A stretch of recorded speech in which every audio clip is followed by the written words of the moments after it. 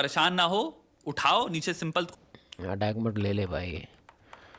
अब मेरा नहीं है कुछ, हम ऐसे मजाक कर रहे हैं, लेना है तो ले, नहीं तो मत ले। पर्टिकुलर ऑडियंस है शालो लेवल बात कर रहे हैं जो है यहाँ पे हर चिल्ड्रन ऐसे हम आई नहीं लिए हैं। Accept even if she will come इस आई डिफेंस एक्सेप्ट मोड हर हम अपना बनाएंगे वो। even if she'll come with her children. I'll accept her even if she'll come with her children, basically. So, मैं एक बात बताना चाहता हूँ यहाँ पे, in general, इतनी dangerous सिंपिंग चल रही है जिसकी कोई हद नहीं है। जैसे अभी मैंने दिल्ली में वीडियो बनाया, उसमें एयर क्वालिटी की हम बात करें जो हैजार्डस या बियॉन्ड हैजार्डस लेवल पे जा चुकी है। आई थिंक अगर सिंपल सिंपिंग के लेवल अगर इस देश में चेक किए जाएं, मैं बता रहा हूँ वो भी बियॉन्ड हैजार्डस हैं। एंड आई अंडरस्टैंड एक पर्टिकुलर ऑडियंस है शायद लोग जो मेरे को देखते आ रहे हैं वो कहें कि हम इससे रिलेट नहीं कर सकते। I understand that. मैं यहाँ पे इन जनरल बात कर रहा हूँ और ये सब चीज़ें हैं जिससे फिर उनको और लगता है कि भाई इससे और भयंकर लेवल पे लड़ना पड़ेगा। ओवर सिंप्लीफिकेशंस लाइक दिस जो तुमको काइंड ऑफ प्राइम कर रहे हैं कि प्यार क्या होता है इसकी परिभाषा में। बढ़िया ये चीज़ तुम क्या है बोले यार, मूवी से प्यार कैसे करना है ये सब मत सीखा करो तुम लोग, बहुत दिक्कत हो जाएगा तुम लोग को, बहुत दिक्कत था। आदमी, जाबाज आदमी, एडमिरेशन योग्य आदमी, टेक्निकली ये रील बता रही ये है जो इंसान कह रहा है blindly without any complexity without any contextual reality मैं ब्लाइंडली एक्सेप्ट कर लूंगा उसको, चाहे वो बच्चे लेके भी आ रही हो अपने, यानी कि वो किसी और से शादी तो कर बोल चुकी रहा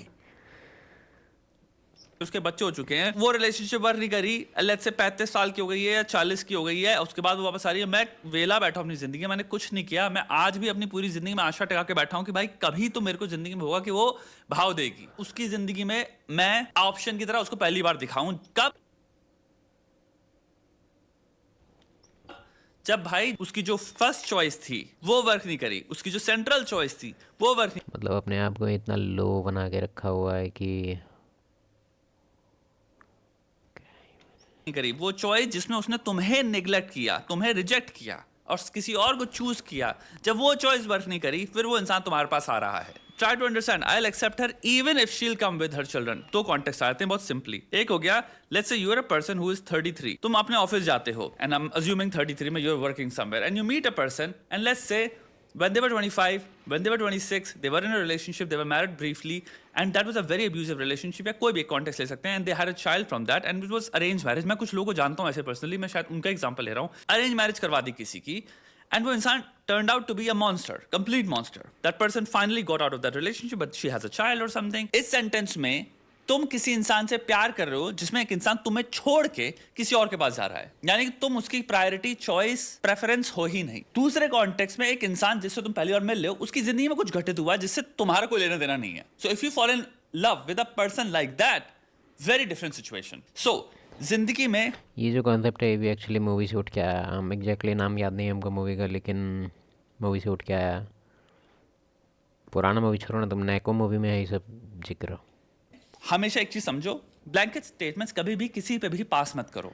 तुम्हें नहीं पता कौन इंसान किस चीज से गुजरा है, कितने सारे फैक्टर्स इन्वॉल्व हैं उस सिचुएशन के पहले। सो जस्ट बिकॉज एक इंसान, यहाँ पे लड़का भी हो सकता है, एक लड़की भी हो सकती है जिसके जैसे बच्चे हैं लेकिन वो सिंगल है, ये जाने बिना कि क्या स्टोरी थी इसके पीछे, जज मत करो लोगों को। कॉन्टेक्स्ट, डेटा सेंट्रल है जिंदगी में। हर एक इंसान की कहानी में बहुत सारी चीजें हो सकती हैं जो आपको हो सकता है सुनने में आए कि इनकी कंट्रोल में ही नहीं था चीजें, ये खराब सिचुएशन में थे, और खराब सिचुएशन में कोई भी हो सकता है, आप भी हो सकते हो। तो सिंगल पेरेंट्स की अगर हम बात कर रहे हैं, ये बहुत हद तक कॉन्टेक्स्ट डिपेंडेंट होता है। पहली चीज, अगर मैं किसी इंसान से मिल रहा हूं, मैं इंसान की स्टोरी सुनता हूं एंड लेट्स से that's a beautiful human being. तुम्हारे रिस्क फैक्टर्स क्या हैं जिससे तुम्हें डर लगता है? Risky sexual behaviour, let's say वो नहीं है। काउंटलेस पार्टनर्स तुमसे पहले, लेट्स से वो नहीं है। लेट्स से भाई उनकी लाइफ क्या है, मैं तो अपने 20 से 30 तक I was just partying and I was just having fun. Again sensation seeking, impulsivity, let's say वो नहीं है। That's my point. The risk factors are not present, but एक इंसान let's say, क्योंकि India is a different country from West, लोग क्या करते हैं, हम हमको लगा सीख था रहे ये हैं बहुत रील हद बड़ा तक होगा, वेस्टर्न टेम्पलेट से कुछ चीजें, नहीं और है। हम उनको डायरेक्ट रेप्लिकेट कर रहे हैं इंडिया में। People can have children here, your personal decision। Similarly apply करता है men पे भी। There are also men जो ऐसी सिचुएशन से निकले, तुम जैसे बोलोगे हम एक्सेप्ट, भाई तो सबमिशन हो गया ना। 8 बिलियन में से तुमने एक इंसान को पकड़ के ऐसे सबमिट क्यों मार दिया उस पे? अगर तुमको इतने लेवल पे सबमिट करना है, इस लेवल की तुम्हें आशिकी करनी है, इस लेवल पे तुम्हें डेडिकेट करना है, तो किसी आइडियल को लेके कर लो। एक्चुअली ऐसा नहीं है, मतलब इसके पीछे रीज़न ये है कि मूवी डिज़ाइन हम लोग को, अब तुम बोलेगा कि हर चीज़ में मूवी मूवी मूवी, लेकिन तुम खुद सोच के देखो कि ज़्यादातर लाइफ स्टाइल, ज़्यादातर मतलब ज़्यादातर नहीं, मतलब अच्छा खासा परसेंटेज है उसका जिसमें कि बहुत कुछ, मतलब एक तरह से इस लेवल पे हम लोग मूवी से सीखते हैं जिस लेवल से क्या ही बोल सकते हैं। तो ये जो कॉन्सेप्ट है उसमें मूवी का हमको एक्चुअली डायलॉग भी याद है, मतलब ये कॉमन डायलॉग है मूवी में कि वो रहेगी तो ही हम रह पाएंगे, नहीं तो मेरा जीना मुश्किल है। और इसको लेके एक हाल फिलहाल एक बंदा ऊपर भी गया ये बोल के कि वो चली गई ऊपर तो अब हम भी जाएंगे ऊपर। ठीक है, प्यार के सेंस में बोल सकते हैं, लेकिन एक तरह से ही बेवकूफ़ी है। आपके लाइफ में और भी आदमी हैं जिनको आपकी ज़रूरत है, तो आप इतना सेल्फिश कैसे हो सकते हैं कि अगर आपका कोई प्रिय चला गया तो आप भी चले जाइएगा ऊपर।